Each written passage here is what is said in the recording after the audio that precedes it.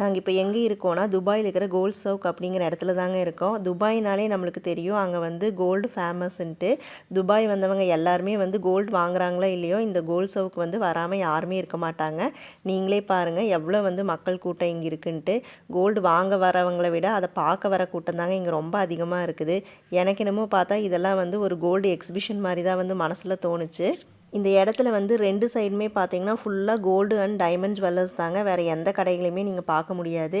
Gold பாருங்கள் jewels வந்து எவ்வளோ வந்து அழகாக இருக்குன்ட்டு. இதெல்லாம் வந்து யூஸ் பண்ண முடியுமா அப்படின்னு சொல்லிட்டு எனக்கே வந்து டவுட்டாக இருக்குங்க. இவ்வளோ பெரிய பெரிய ஜுவல்ஸ் எல்லாம் வாங்குவாங்களான்னு ஆச்சரியமாக இருக்குது. இதெல்லாம் பார்த்தீங்கன்னா பார்க்குறக்கு வந்து அவ்வளோ அழகாக இருந்துச்சுங்க. போட்டால் வந்து அவ்வளோ அழகாக இருக்குமான்னு எனக்கு தெரியல.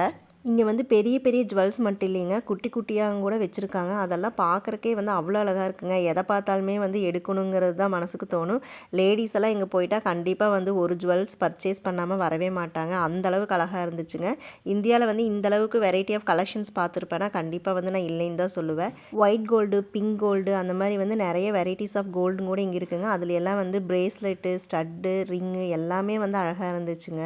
துபாயில் வந்து எவ்வளோ கேரட்ஸ்க்கு கோல்டு கிடைக்கும், நம்ம வந்து எப்படி பர்ச்சேஸ் பண்ணலாம், வேட் எப்படி கிளைம் பண்ணலாம் அப்படிங்கிறத பற்றி ஒரு டீட்டெயில்ஸ் ஒரு வீடியோவாக போடுறேங்க.